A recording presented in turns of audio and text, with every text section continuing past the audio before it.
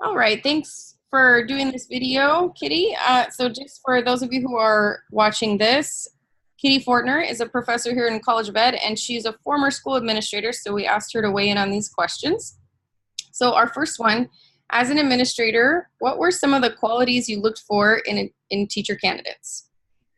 Okay, so when you're looking for a teacher candidate, when I was looking for a teacher candidate, a couple of the things that I looked for is one, their understanding of students and the way students learn.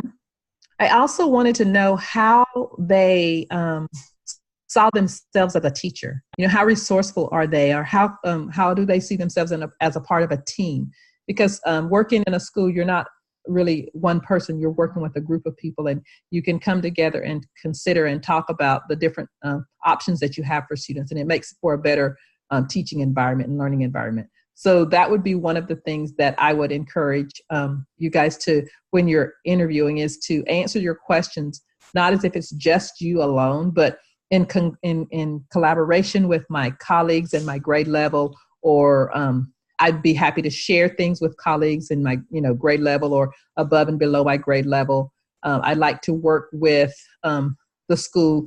I also encourage you to look at the school's vision and mission statement and make sure it aligns with who you are as a teacher and what you would like to be, or who you would like to be as a teacher. So it would give you an opportunity to connect with them. And it also gives the school an opportunity to see that you have done a little bit of your own investigating to make sure this is the place you want to be. Yeah, that's great advice. Thank you for that. Mm-hmm. The next question is, when you interviewed candidates for teaching positions, what did you notice or remember most about them? So I guess thinking about the ones you thought were great. Mm-hmm.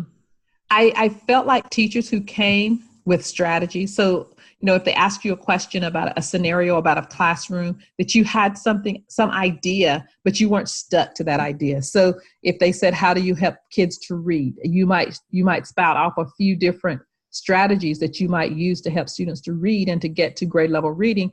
But you also would say something to the effect that you are very open to, or not necessarily open, but you are very attuned to watching a child and seeing where their strengths lie, and adapting your teaching strategies to meet those needs of the students. My dog is trying to tell me that she wants. Sorry. No problem. My dog does the same thing. She'll go in there and bang on her dish when she wants more. Oh my gosh. But that's one thing. Another thing that we look for when we're looking at teachers and teaching positions is their desire, the way that when they're answering the questions, not just their knowledge, but their disposition. How do they think about students? What do they think about education? What do they think about, being a part of this team and making change?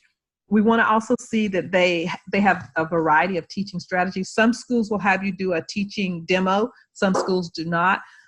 Especially when it comes down to 2 or 3 people and they're not really sure which one, they might have you do a teaching demo. I just encourage you to be as creative as possible, showing as much interactive learning and collaborative learning as you do with a lecture or something, to show that you have lots of different styles.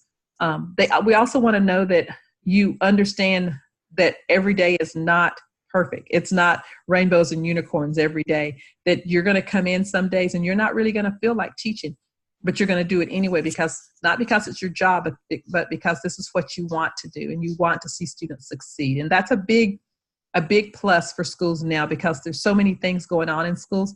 Administrators need to know that you're in there for the right reasons and the right purpose. And I think what stands out to me and the things that I notice more is the desire that candidates would express in their interviews of seeing students succeed and having them grow. And so those are some of the things I think that stands out more than anything. Also their knowledge and their skills, but more so their disposition into the teaching profession. Right, that makes sense, because you want to have knowledge and skills, but you can build those if you need to show your disposition for teaching right off the bat, right? Okay, so the next question is, can you give us some examples of the types of questions you've asked teacher candidates in an interview? Yes, I can. And Some of these are fairly recent because I sat on a panel. So a couple of things that you're going to be asked is about your teaching philosophy. You know, what do you think about teaching? What do you believe about teaching? Another question that's going to be there is some type of scenario of discipline or about behavior and how you manage behavior. There will be a question of how you connect with parents and how you keep parents into the loop, not necessarily just when it's students are misbehaving, but also when there's good things and celebrations that you'd like to have for your students. They'll ask you many times just about reading and reading strategies, because reading is such a big piece that where students are struggling. So there's going to be there'll be a big probably scenario about students reading below grade level, and how do you get them up to grade level, and what kind of strategies are you going to use, and how are you going to know that they're there. And so basically you're kind of rattling off and rattling through a lesson plan where you're beginning to end, kind of showing the administrators that you understand the components of the lesson plan, but you also need to make sure that that is not the end all. It's kind of like when you're taking your TPA and you answer those questions, it's almost like you keep going back and answering the same question over and over. They ask it in a different way. That's what you're going to feel like sometimes in your interview process, because you're going to continue to go back and say, oh, but it's like this.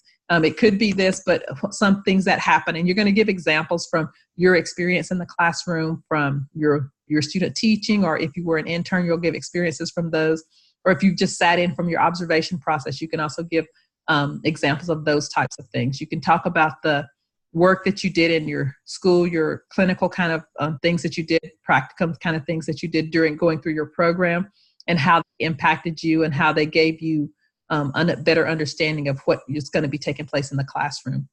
So they really want to see that you're a well-rounded teacher, that you have an understanding not just of the strategies again, but what it means to be a teacher. So those are the types of questions.